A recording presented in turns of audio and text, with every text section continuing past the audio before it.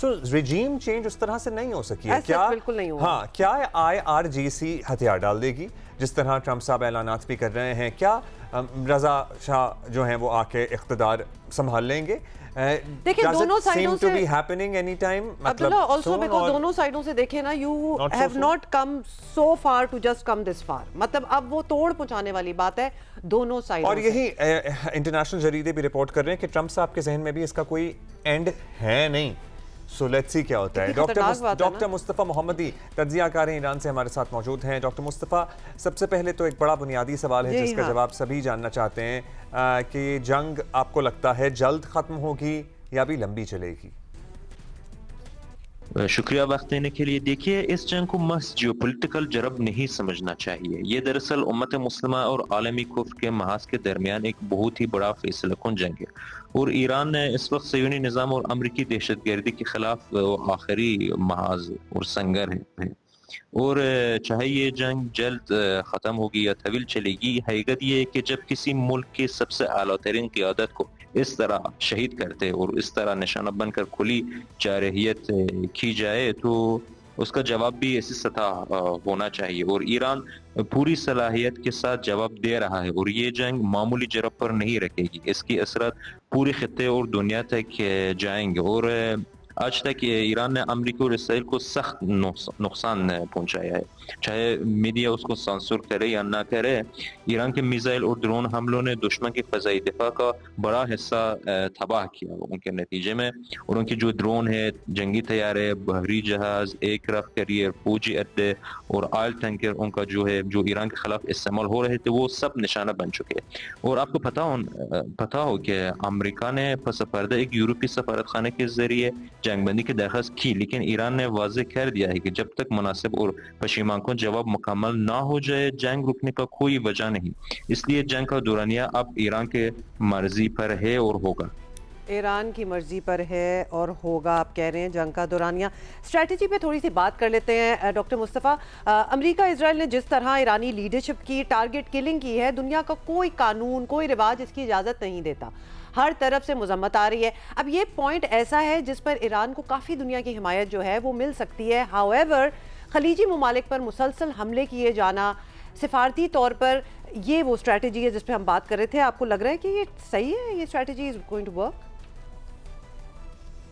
جی دیکھیے, حقیقت یہ کہ ہمارا شہید رہبر جو پوری امت مسلمہ اور دنیا کے مظلوموں کے قائد تھے, رمضان مہینہ, ماہ مبارک رمضان کے روزے کے حالت میں اپنے دفتر میں, نہ کسی بنکر میں, نہ کسی زیر زمین جگہ میں,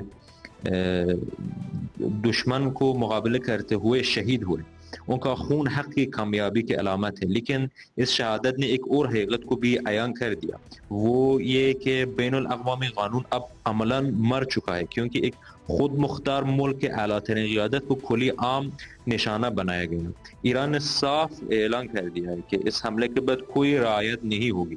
اور جہاں تک کہ خلیجی ممالک کی بات ہے, ایران نے ہمیشہ ہمسایوں سے دوستانہ تعلقات رکھے ہیں اور 6 سال کے مسلسل جرفوں میں بارہا خبردار کیا کہ اپنے سرزمین دشمن کو نہ دیں. ایران کو کسی ملک کے عوام سے کوئی دشمنی نہیں, ہم صرف ان فوجی اور انٹیلیجنس پلیٹ فارمز کو نشانہ بناتے ہیں جو امریکہ اور اسرائیل کے لیے استعمال ہو. ماضی میں بھی جب بھی کسی جگہ حملہ ہوا مکمل اطلاع اور ہم آہنگی کے ساتھ ہوا, لیکن اس مرتبہ ایران اپنی دفاعی ڈاکٹرین میں تبدیلی لا چکا ہے. اب اگر کسی ملک سے ایران پر حملہ ہوا تو وہ جگہ فوجی ہدف بنے گی, چاہے تعلقات کتنی بھی اچھا کیوں نہ ہو. یہ ہمارے لیے دفاع مشروع ہے, نہ ہی توسیع پسندی ہے, نہ ہی علاقائی دشمنی. ڈاکٹر صاحب, اب یہ جنگ جتنی بھی طویل ہو, جس کا آپ نے کہا کہ انحصار اب ایران پہ ہے, اور ایک یورپی ایمبیسی کے ذریعے امریکہ نے پیشکش بھی کی تھی مذاکرات کی, سیز فائر کی, لیکن وہ نہیں پیش رفت ہو سکی.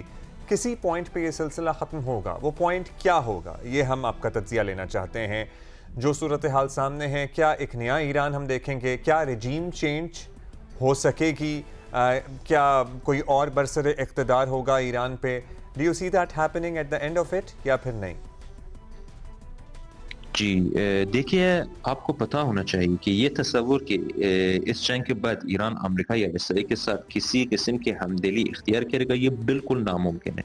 اسرائیل جس طرح کا آپ بھی بہتر جانتے ہیں, اس خطے میں ایک سرطان جیسے چیز ہے جو گریٹر اسرائیل کے نام پر مسلم ممالک کی جغرافیائی توڑ پھوڑ چاہتا ہے، اور اس کی پوری تاریخ ہمسایہ ممالک پر جارحیت سے بری ہے۔ ان کے قومی سلامتی کے دستاویزات میں بھی یہ لکھا ہے کہ خطے میں کسی بھی ملک کو اسرائیل کے برابر طاقتور نہیں ہونا چاہیے، اور ایران 3000 سالہ تہذیب رکھتا ہے اور کبھی قبول نہیں کرے گا کہ ایک اس طرح نو قائم شدہ قابض قوت اسے چیلنج کرے۔ اور یہ بھی آپ کو پتا ہونا چاہیے کہ جن ممالک نے اسرائیل سے دوستی کی ہے، اب دیکھیں وہ کیسے اپنی خود مختاری کھو چکے ہیں اور مغرب کی غلامی قبول کر چکے ہیں۔ امریکہ بھی جو شیطان بزرگ ہے، آج اسرائیل کے ساتھ مل کر ایران کو کمزور کرنا چاہتا ہے، لیکن ایرانی قوم کی آزادی پسند روح کبھی غلامی کو قبول نہیں کرتے، اور اس لیے جنگ کے بعد بھی ایران کے موقف میں نرمی کا کوئی امکان نہیں۔ بہت شکریہ ڈاکٹر مصطفیٰ محمدی، ایران سے آپ نے ہمیں جوائن کیا ہے۔ اور